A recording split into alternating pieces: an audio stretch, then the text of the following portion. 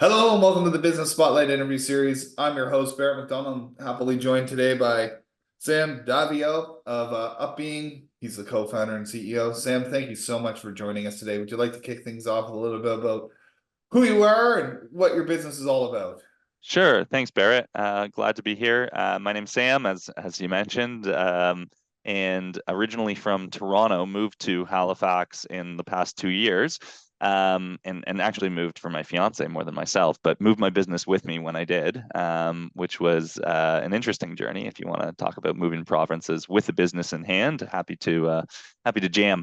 But UpBeing is a behavioral health company. We are the antithesis of social media in the sense that we are a social well-being application. We help you engage and understand your well-being along with your loved ones and the communities that you care about. We help counteract the loneliness epidemic that's plaguing many youth in our communities today, especially university students. And we deploy our solution directly to individuals as well as through organizations.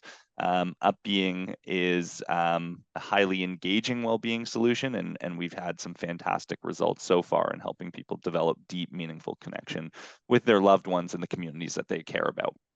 Happy to go into more stories during the interview here. Thanks for having me, Barrett. No, thanks for being here. And it sounds like you've created something that's going to be quite beneficial for generations to come and across the world. So hats off about that. So when you think back over the last couple of years, what has been the biggest misconception? Wow, biggest misconception about operating a business, and what have you done to combat that? Yeah, that's a great question. I think that there's a couple misconceptions that I have heard in my career from business owners that I felt like it was different when I got there. So the first one is that, you have to be able to do everything your team does, right? So like you're in order to properly lead, you should be able to put yourself in the shoes of your team members and be able to actually potentially do that work or at least have some familiarity with it. And I actually have not found that to be true. I think if you're very transparent and you make sure that the outcomes are very clear, the outcomes you're looking for are very clear, and the goals are very clear, and you arm people with the right resources, and you provide an environment that builds trust and builds psychological safety. You can have people do things that you don't understand what they're doing. You understand the outcomes, you understand how it fits into your business, but you don't understand actually how they're doing it, and it can work really, really well. In fact, it can work even better because that level of autonomy allows for a higher degree of execution. You don't become a bottleneck on approvals and on the actual execution of work. That's one misconception that I found to be a common misconception among many business owners prior to me starting my own business. And the second one is that it's always busy. People always say business owners are always busy, always constantly busy. And it's true. You're always thinking about your business for sure. And it's always on your mind, and for sure your value, like your self-worth, the way you regard yourself is very linked into how your business is doing. All those things are true. But if you actually are mindful of what you need to get done on a daily basis, there are days that are not busy. You have, as a business owner, you are in control. So you have the most flexibility of any type of employee in terms of where to spend your time and how to spend your time. And that can be super stressful in itself. But if you embrace that, you can also create space for being less busy at certain times. Now, there is always the 80, 90, 100-hour weeks that pop up, and you got to be able to flex into that type of craziness. But occasionally there is an afternoon where I've done what I need to get done for the week, and I can go for a run with the dog. So it's cool to have that type of flexibility. You have to be a certain person to deal with that kind of change. But yeah, I enjoy having that flexibility in my life. Yeah, it comes down to a great amount of self-discipline when it comes to those things. And living and dying by your calendar is a lot of fun sometimes as well. Yeah, And totally. creating that space where the calendar can flex is key. So what would you say have been your biggest learnings as an employer since you began in business? Yeah, I mean, I love managing people. It really is something that I enjoy doing. Like I enjoy people leadership. I enjoy helping people grow. I enjoy mentoring people. So I knew that before I came in. Like I started my own business. But I didn't quite embrace just what it means to run your own business in that context versus like being a manager of someone, right? Like there's a higher degree of responsibility for that individual. And letting someone go in the context of your own business versus in the context of a team that you run are two different things. Right.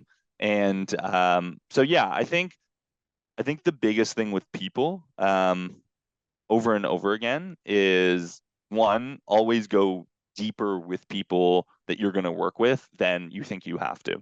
A lot of the time you'll have a gut reaction on someone. A lot of time you'll do a full interview process, but you kind of already have like made a decision in your mind, or you have like a set and you have like a bias or whatever. And it really is important to go super deep with people, never skip reference checks, always go to the next level to make sure that to de-risk the hire. Because once that person's in your company, it becomes a lot harder to remove them, or a lot harder, like there's a lot more guilt because you were the person responsible for bringing them into the company, and you made commitments and promises to that individual. And even if that person broke their commitments on their side, there still is an element of guilt that you have on that, or at least that I have on that. And yeah, it's easier to do it up front. So that's the first thing. But once people are in your organization, once you have built that conviction in that individual as being valuable for your organization, then the best thing you can do is build trust and psychological safety with that person. And if either side breaks that trust, that is where you can take action, right? It creates a very, very healthy environment to improve both yourself as the business leader and also the people that you manage, because both can communicate in an environment that is safe. So yeah, that psychological safety and trust is of utmost importance, and it really helps in the downside scenarios, right? If you've been transparent with people up front, like, hey, here's what's going to happen in this scenario, like they know where you're going, and they know that, okay, if X happens, we're going to have to do some sort of layoff, and they know that that might affect them, and they're aligned towards the business objectives. So I'd say those are some of my big learnings since becoming an employer. Yeah, I mean, balancing the too much information with not enough information is a fun path to be headed down a lot of the time. So when you think back to, you talked about going deeper with your hires and everything. So when you're out looking for your next hire, what are some of the key things that you look for? And once you get them on board, how do you foster that positive work environment? Yeah, I mean, it depends on the stage of the company. So, like, when you're just starting out, the type of person you're looking for is very different than when you're 50 or 60 people, it, in terms of a company. So, yeah, so I would say, early stage, you're always, regardless of the stage of company, you're always looking for people who are outcome driven. At least I am, right? Like I don't want someone to um, be focused on, doing everything the perfect way, right? I want someone to be focused on achieving an outcome in a way that works for the company, right? And that Right. outcome can be an internal outcome, right? It can be making the rest of the company more efficient, right? Like it doesn't have to be always like an external business goal. But people who are outcome driven, I find, outperform people who are process driven most of the time. That doesn't mean process isn't important. It is. Process has to exist, and I'm an operations person. Like I believe in process, but I believe in having process to know when to break it. If that makes sense, right? It does. Because it's great to have process most of the time, and systems can run automatically within that context. But occasionally you're like, okay, like if we follow this process, we won't achieve the outcome we need to achieve. And when that happens, it's time to evolve the process, or it's time to break it and try something new. Um, So outcome driven is a super important quality that I look for in employees. Because I provide a high degree of transparency and trust. I expect a high degree of transparency from employees. I expect to know when people have things going wrong, because I tell them when things are going wrong, and we can come up with a solution together, and they can trust that it will be a supportive environment where they can present that issue, and we can go forward with it. So I want to be repaid in trust for the trust that I give to team members. That's really important to me.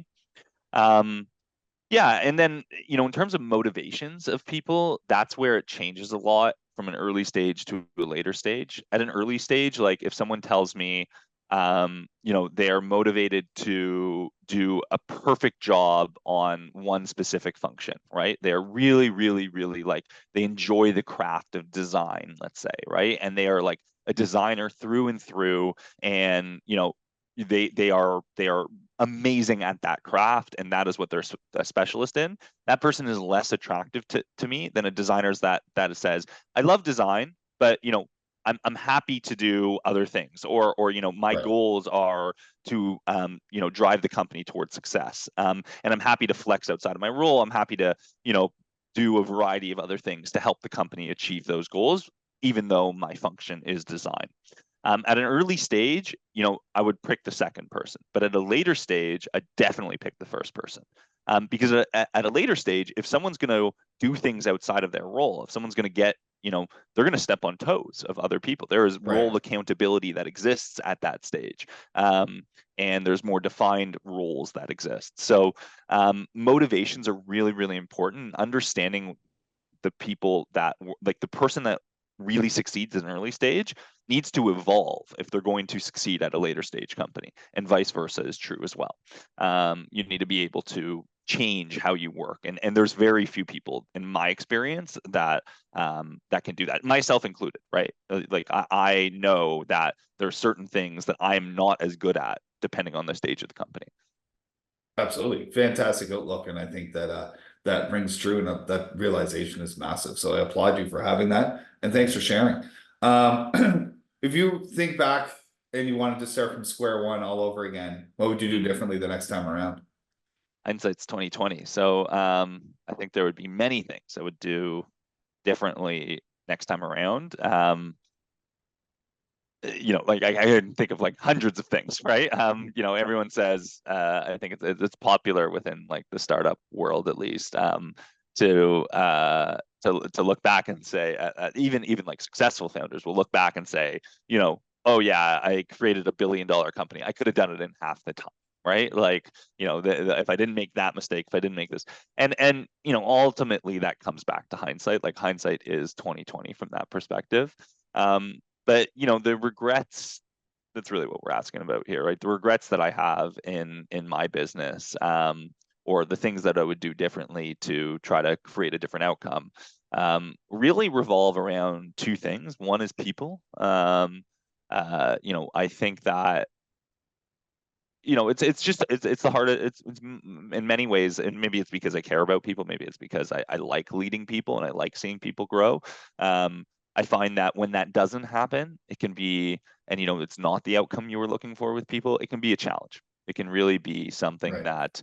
that weighs on your and conscience, and something that you need to figure out how to deal with. So that's probably one thing I would point to that I would do differently. I would, yeah, try to, hire better. Honestly, is kind of the right thing. That isn't to say we hired badly. I think 9 out of 10 people we hired very well, but you make one mistake and it's a big deal. Absolutely. The second thing is velocity. I think that there were times where I have conviction in something, and even my co-founder would have conviction in something, and we would be working on it, but we would go a little slower than we probably could have because of risk in that conviction and in pivoting the business towards that direction, or because of alternative viewpoints that we are getting from other people, team members and otherwise.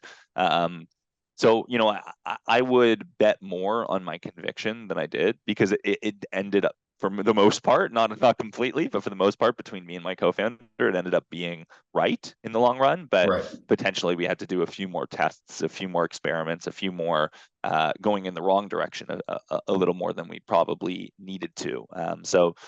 I think we could have increased velocity if we took more bets on ourselves and on the risks that we wanted to take. Absolutely. It's all about taking that chance and learning from it. No one learns when they win the first time. If you get it Yeah, right, you don't learn anything. You're just like, oh, all right, I'm a huge success. But yeah, those steps and stumbling blocks are where you learn the most. And you can't know where it's going to break until you turn it on and try it a lot of times. So it'll never be perfectly ready to launch until you start. So yeah, the totally. philosophy is aligned there big time. What do you attribute your growth to? Oh, I think the people around me are critical. There's all that saying, you're the 5 or 10 people or whatever that you see most in your life. You're just a composite sketch of them, type of thing. But so yeah, I think the people around me matter deeply and greatly. Everyone from, my upbringing and my family to, my partner, my fiance, who, um, is super supportive, and some of, those people around me dictate, my schedule and what I do on a day-to-day basis as much as my own work does. So, I think that has been that they've been critical in my growth for sure. Um, I also think just like a contrarian attitude. Often I try to take an approach that's not like argumentative. It's not argumentative. It's additive, but in a contrarian mindset. So what I mean by that is like you say yes, and let's try this thing out too, right? Which is not counter, like it's the option B from your option A, right? And having that Right. option B in your head, and trying to do that, making the extra effort to do that, and to present that contrarian opinion, and to test that, has been something that I have realized recently has been a big driver of my own growth. You know, it's been something where it's taken me off the beaten path many times in my career. And we'll see where that gets to. In some ways, the beaten path can be a really great path to travel. And I'm not even close to being done my career. So, we'll see where that ultimately leads to. But I think, at least for me, I felt like I've grown a lot by kind of taking the other direction, and getting off of the beaten path, and having that kind of contrarian mindset. Absolutely. So when it comes to balancing the startup life and all those different factors in your life, how do you go about balancing your personal life with the demands of running a business? Yeah, I mean, like, I'm lucky, right? Barrett, we were talking about children earlier. I don't have kids right now. I live on the Halifax Peninsula. It's convenient lifestyle. I can work 67, 70-hour weeks, and still have a life outside of work. Right? Like, that's very possible for me. And my fiance works just as hard, maybe even harder, right? Like, so in many ways, it's like, okay, we're on a very similar pattern. Yeah, we're both waking up at 5:36 a.m., but we're waking up together at 5:36 a.m. Right. It's not, we're talking about our day and our upcoming wedding, and it's okay. And yeah, okay, we're going to bed, or finishing work at 7 p.m., right? Sure. But we still got 2 hours and can go out with a couple friends and have a drink, and still get up at, go to bed at 9:30 and still get up at 5:30. That's fine. So, you know, it, um, it's not, work-life balance isn't that hard for me at this stage in my life. I'm sure it will become harder. If I Yeah. had kids, it would be way harder. And if I had a very strong personal pursuits, or if my fiance, soon to be wife, was doing things that she required a lot of my support, it would be different. But yeah, balancing wedding planning has been hectic, but other than that, I've had no problem managing my personal life, and that comes back to staying in great shape, and as well as doing just other things outside of my work life. Me and my co-founder agreed really early on, actually, that we were building a behavioral health company. We were building a company that was meant to make people feel good, feel better, right? Maybe not good, but feel better. And um, it would be very hypocritical of us to destroy our own well-being while we built a company like that. So Good my point. co-founder got married last year, and I said, yeah, you are taking a 2-week honeymoon, and you are enjoying it, and you are not. You are not looking at your phone. I mean, if there's an emergency where something is down, I will call you. But other than that, you are not looking at your phone. And I didn't call him. And I'm taking I'm not taking 2 weeks, but I'm taking a full week off after my wedding. And yeah, it's just, you can, if you make a point of it, if you make it, if you trust your team, and if you have a great team, you can totally balance personal life and work. And you can also just know what stage of life you're at, and what balance looks like at your stage of life will be different than what balance looks like at a later stage in life. Absolutely. Well, fantastic. And then my last kind of off the prepared questions that I sent Yeah. you list is, for anyone who might be watching at home, what's a piece of advice you have for them before they, or if they're hesitant in starting an entrepreneurial journey? Oh, on entrepreneurship specifically, eh? I Yeah, thought you were going to say like a general piece of advice. So yeah, so entrepreneurship specifically, if they're hesitant on starting the journey, that's good. It's healthy that they're hesitant starting the journey. It's not, it's a journey that you should be hesitant starting. Um, like, it is something absolutely. to understand. Not everyone is meant to be a founder. Not everyone is meant to be an entrepreneur. Um, you should evaluate yourself, and you're doing the right thing by being hesitant. And in fact, I would be more hesitant. I'd look for frameworks. I'd look for ways of thinking about. I'd look for coaches and partners and people and ways of thinking about things to assess whether that's right for you. And I'd make a thoughtful decision on it, because if everything goes wrong, you're like, if everything goes very poorly, um, even in the context of like not a personal cost, but like the business goes very poorly, and you found something and it doesn't work out, like, you're still going to be doing that for 2 years, right? And if Right. everything goes well, you're signing up for potentially the rest of your life. And for sure 10 or 15 years, and the first 5 of those are going to be very different than anything else you've ever done in your life. So, it's unless you are a serial entrepreneur. So, like, I don't think being hesitant is a bad thing. So I don't have that much advice for someone who's hesitant. It's not like, oh yeah, you should go and jump ship and start a business right now. Like, I think that would be the wrong advice to give anyone. I do think that there is, yeah, there's people who would make great entrepreneurs, and there are people that don't make great entrepreneurs. And that doesn't mean that. Here's the piece of advice I'd say.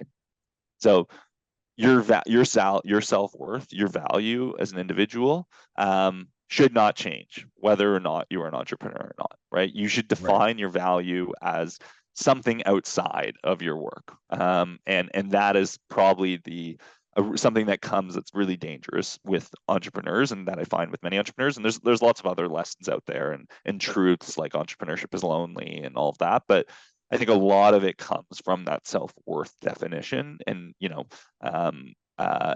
it being tied into your self-worth. If it's not as tied into your self-worth, like, even if it is a lonely experience, and no one can really relate to you, you can still be a happy and meaningful person and find relatedness in other ways with people.